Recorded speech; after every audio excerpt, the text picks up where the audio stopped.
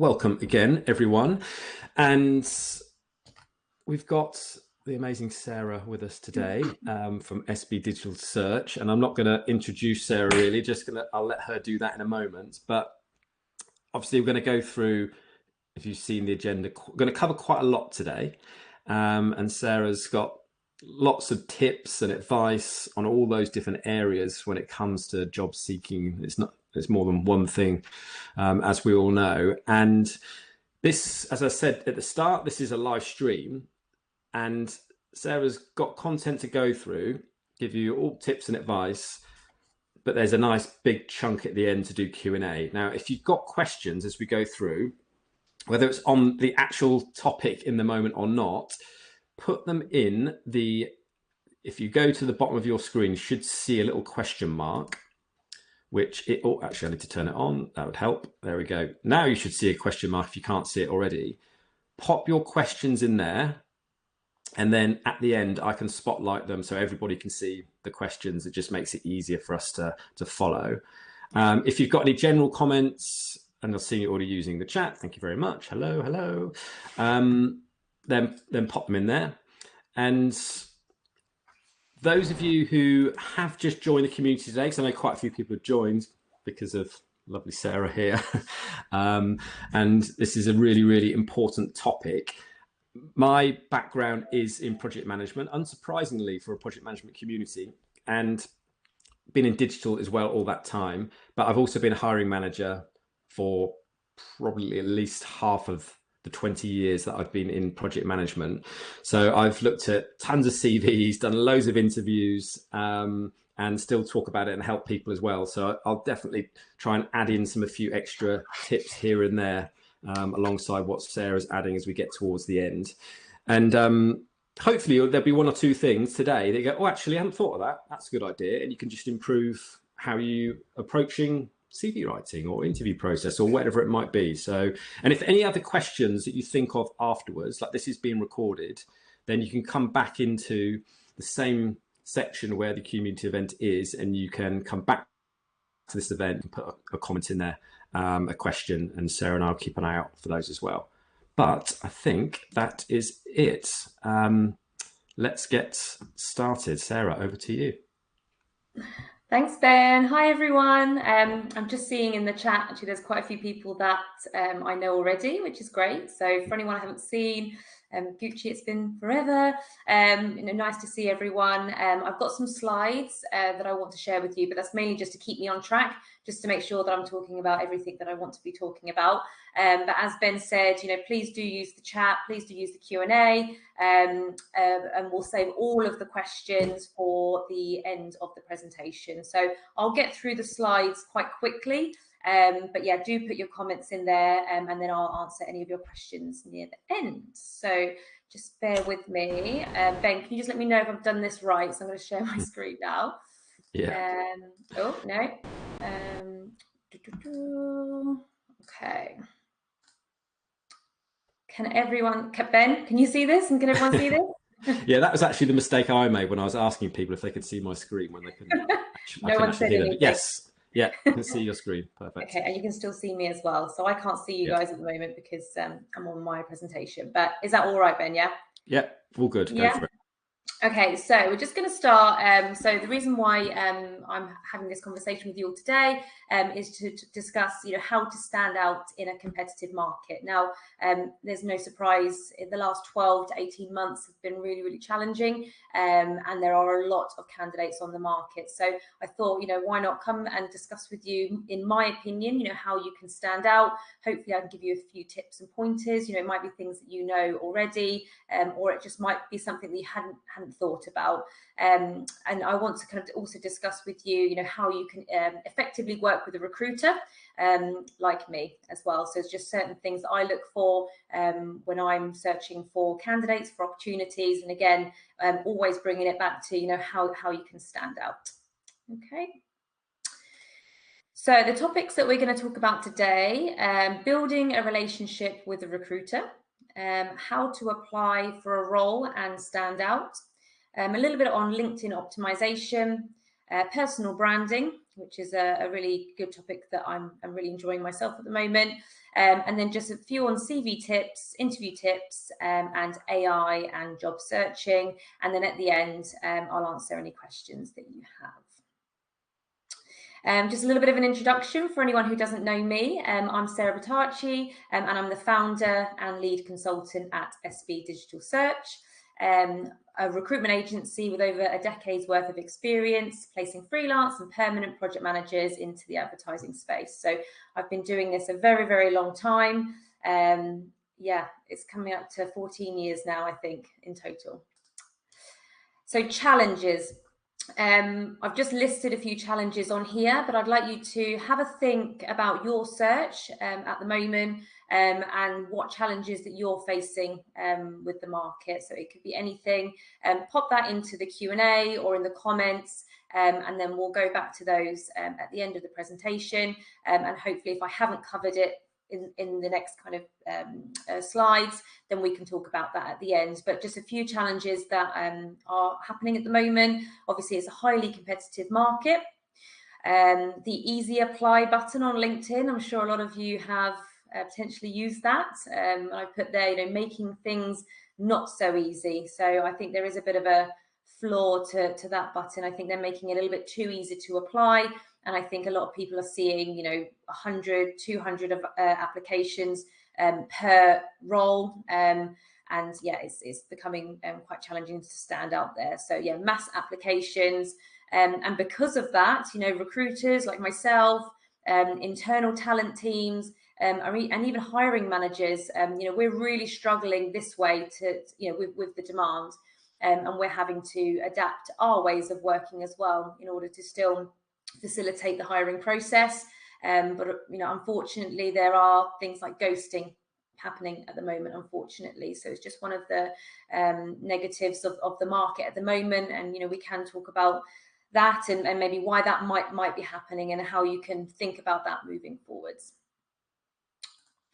Okay, so the outcome of today, actionable tips to help improve your CV and your LinkedIn page to help you stand out in a competitive market.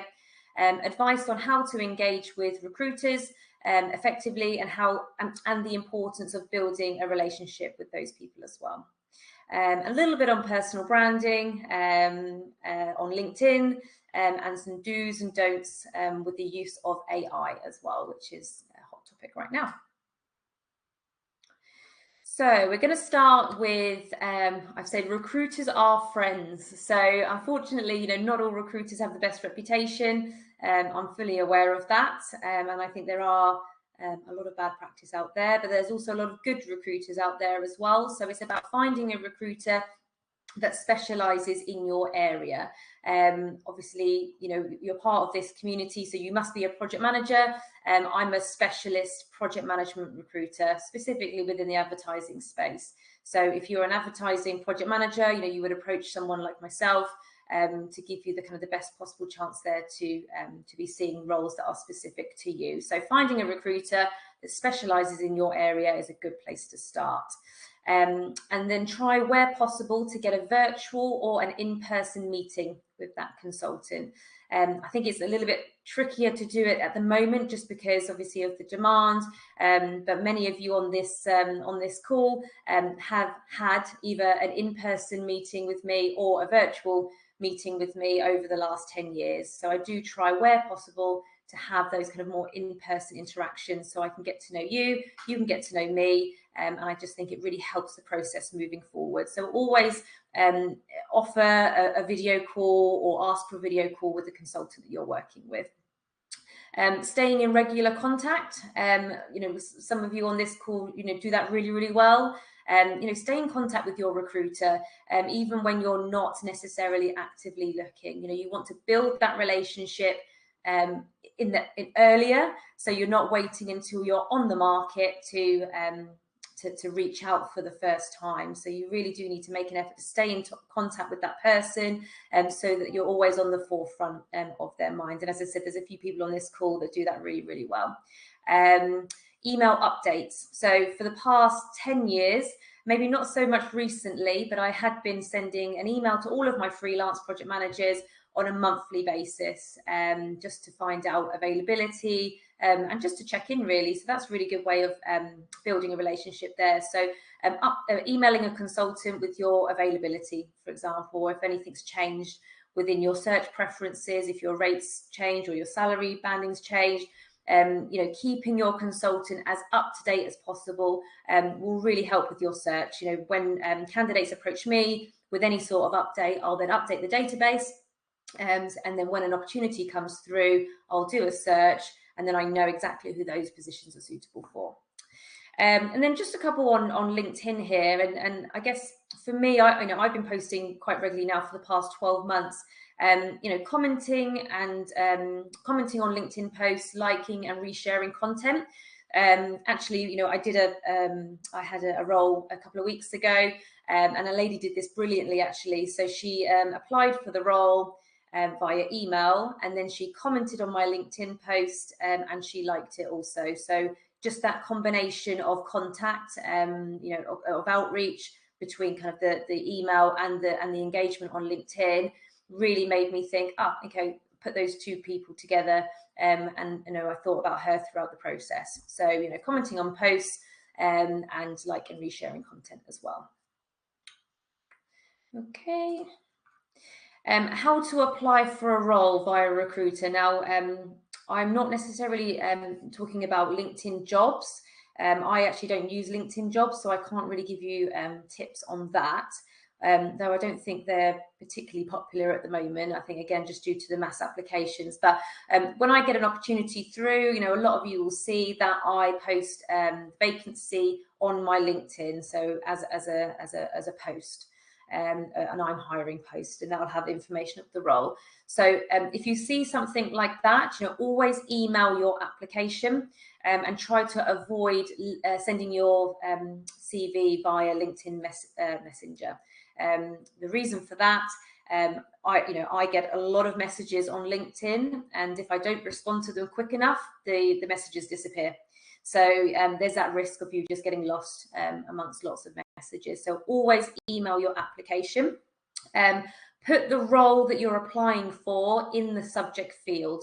So if there are multiple roles that I'm hiring for, it just gets very confusing if you don't put the specific of what role you're applying for. So for example, if it was a project manager role working on translations, in the subject field, just put freelance project manager role, translations, and then I would know which role that you're wanting to put yourself forward for. A short email with bullet points to highlight why you are suitable. Recently, someone did this really, really well. It wasn't a lengthy email, but it was a nice length email, and then she'd listed the reasons why she was suitable for the position, and she even highlighted the deliverables as well. So this role was actually a translations role. She'd highlighted where she'd done localization, transcreation, translation, where she'd done it, at what point, and that just really made her application stand out. And also, on application, really do clearly state your preferences. So there's often times when someone will apply for a role with me, they'll just send their CV, and they won't mention their day rate, their salary, or when they're, when they can start. And that means I've then got to go back to that individual, ask for that information, and then come back again. So that just, when you're sending your CV, just make sure you put your day rate, your salary, availability, and a short bullet points as to why you're suitable, highlight any project deliverables, and then you will really stand out there. So yeah, that's how you apply for a role via recruiter. Sarah, just gonna add, yeah. just made me think as you're talking through that then, that whether this happens or not, but having the same mindset and approach that you would take when you're speaking directly to a potential hiring manager in a company, that you should have the same one with a recruiter as well, because tough job markets, lots and lots of people coming in, and all those tips about being able to, essentially, the easier you can make it for the recruiter, the more likely you're going to want to work with them or spot them in the process as well. So having that same mindset of, right, I'm going to do it the absolute best and be clearest and stand out in this way or that way, whatever it might be, with a recruiter, I think is a good approach to take. Mm-hmm. Make it easy for us. Yeah, exactly. Make it easy. I'm just going to go back to the presentation. Can you see that, Ben? Is that? Yeah, yeah, still up there. Yeah. Or do I need to do I need to reshare it? Okay. Okay, so we're just going to move on to LinkedIn page. I'm sure a lot of you are quite active on LinkedIn at the moment. So I'm just going to talk through a couple of the things here, and then I'm going to let you know kind of what goes on in the background in terms of searching. So when a recruiter searches, what we look for and how we look for individuals. So clear job title is quite an important one. I often see some very strange job titles, which whilst I'm sure that's how you want to be kind of perceived. I'd keep it really, really simple for your job title. So if you're a senior project manager, it's senior project manager. Not program project success, etc., etc. Keep the job title really clear for the roles that you are applying for. If you're applying for delivery manager roles or agile delivery manager roles, make sure your job title says specifically agile delivery manager. A nice recent professional picture, which I'm sure you all have. The personal, the about me section. So a section of that can be quite personal. Again, when I'm looking at LinkedIn profiles, I am keen to kind of get to know you in the initial, when I'm initially screening. So, a little bit about you, and then list the project deliverables that you've worked on. So I'll just give you an example. So you're a senior project manager, and you specialize in the end-to-end delivery of website builds in CMS, WordPress, and Umbraco and Drupal. So, you'd say a little bit about you and your experience, kind of how you got to where you are today. And then you would clearly list your project deliverables. And that would be, websites, CMS, Sitecore, Drupal, BAU, maintenance, whatever it is that you do within websites, make sure you list that there. And you can even replicate your CV on LinkedIn as well. So don't be afraid of having kind of chunks of text on your LinkedIn page. And I've just put here, replicate CV with SEO in mind, so others can find you. So, recruiters, and I'm sure in-house talent teams as well, we all use softwares, that are directly linked to LinkedIn. And we have AI tools now that can match profiles based on a job description. That's not how I work all the time, but there are ways of doing it that way. So, if you haven't got website build or CRM or digital display listed on your LinkedIn page, then you're not going to come up in the searches. And it is very much like SEO. So it's, if you've got website build in your LinkedIn profile 20 times, someone else has got it listed 2 times, then the person that's listed that the most will come up in the top searches on our databases. Okay, so really do invest in having pretty much a CV version of your a CV version on your LinkedIn profile as well. I don't think it can't be over detailed, I think, at this stage. And then lastly, recommendations. I think that's a really important one. So if you haven't got any recommendations on your LinkedIn page, definitely try and reach out to people to get that. So when I am looking for individuals, especially if it's someone that I don't know yet, I'll always go down to the recommendation page, and the more the merrier. But even if you've got a couple of really strong recommendations on there from quite senior people, so ideally line managers opposed to colleagues, but again, the more kind of recommendations that you can get, the better. It's the same with with Amazon. When you're looking at a product, you're always looking for that kind of at least a 4-star review, and I you do look at the reviews as well. So it's exactly the same on your LinkedIn page. So clear job title throughout, a nice recent photo, a nice personal about me section with a list of project deliverables, and replicate your CV where you can, so people that are using AI and platforms that are connected to LinkedIn can find you. Okay, so a little bit on personal branding. As I said, I've been doing a lot of work around this over the last 12 months. I actually had worked with a social media manager as well, and I learned a lot from her. I've been reading lots of books on it as well. So it's something I'm really enjoying doing, and I've learned a lot over the last 12 months. So I think it's quite a tricky one when you are, I think a lot of people don't want to post just because they don't know what to post. And my advice there would be, don't just post for the sake of it, have a strategy there.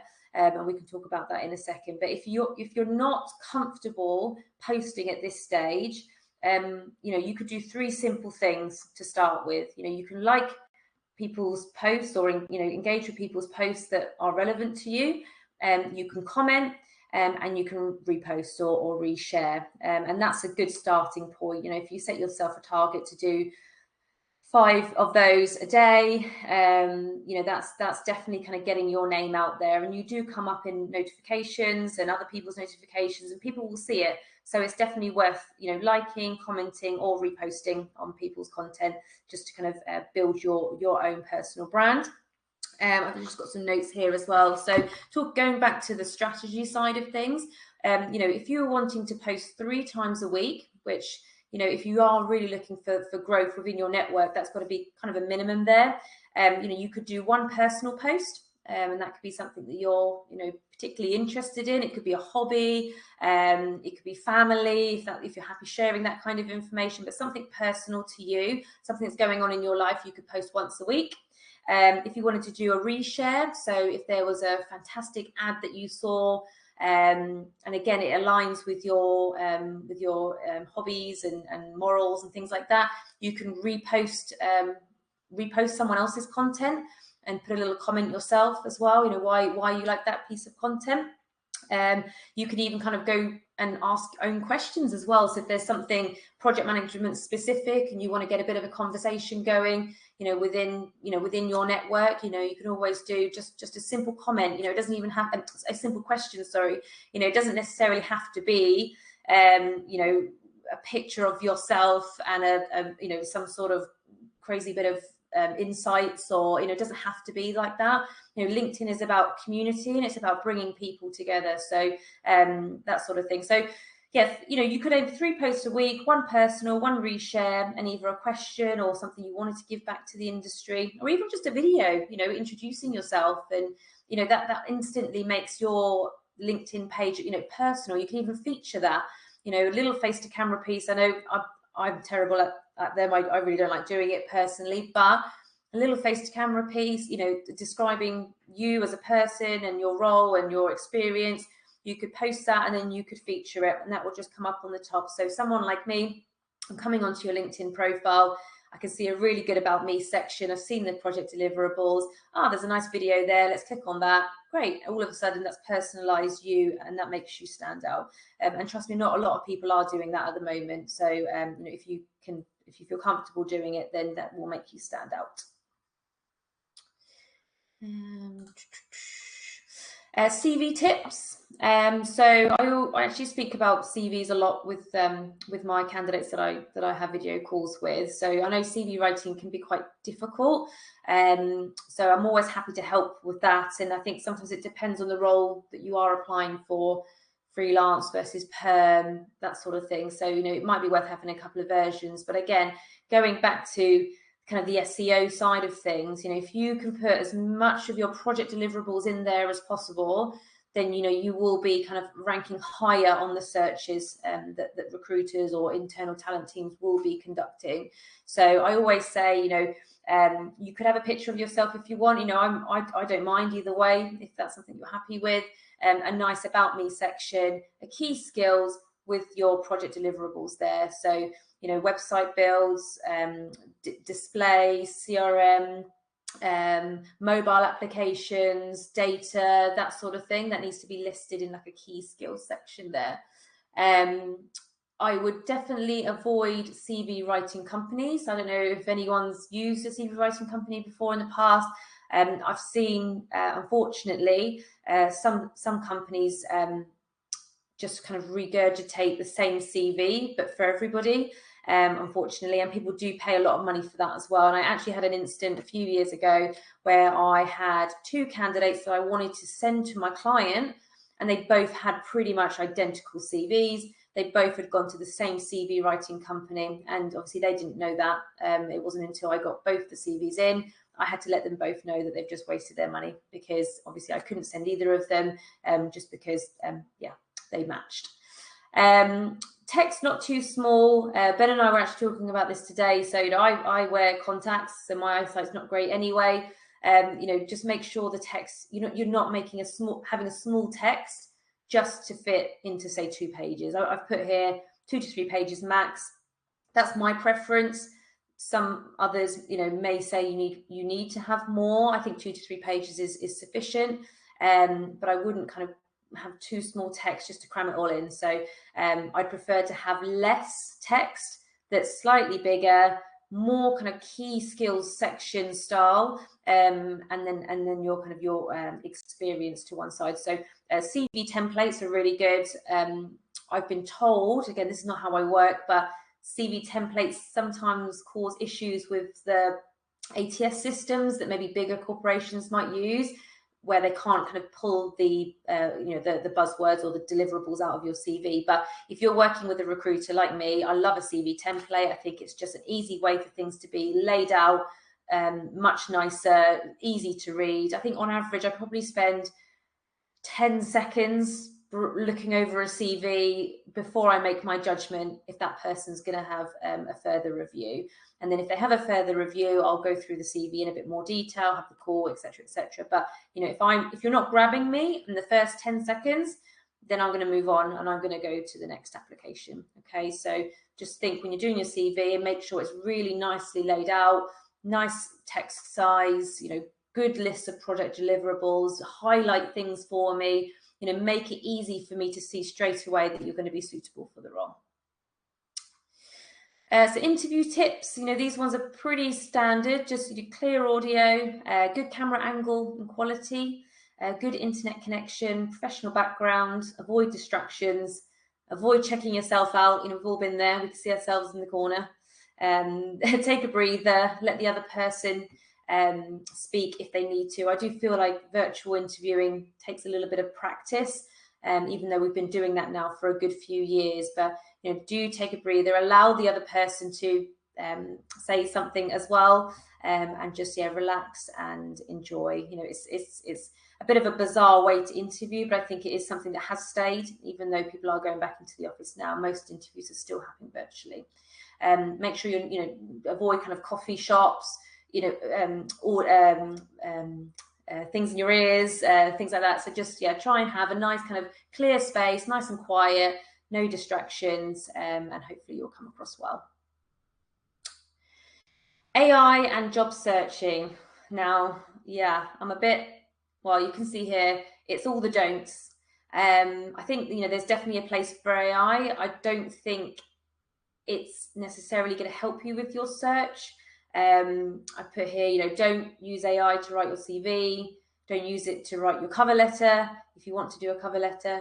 Don't use AI to create LinkedIn posts, and don't use AI for commenting or your About Me section. So it's really important that you remain authentic and be yourself. And just to give you an idea, I actually had a candidate recently email me, and I could tell straight away that it was completely AI written. And then I messaged them back thinking they would respond as a human, and that was an AI response as well. And instantly that's, I didn't like that at all. And I'm not sure, if that's like, I want to be working with a candidate like that. So just be yourself. Just try your best. Obviously, things like Grammarly and things like that, I think are good in terms of grammar. I'm not very good at putting things down on paper. So there are ways that you can use AI to help with that, but you just make sure you're being yourself, especially with your job search. People are hiring you, not a robot. Okay, I'm going to take a breath now. Any questions?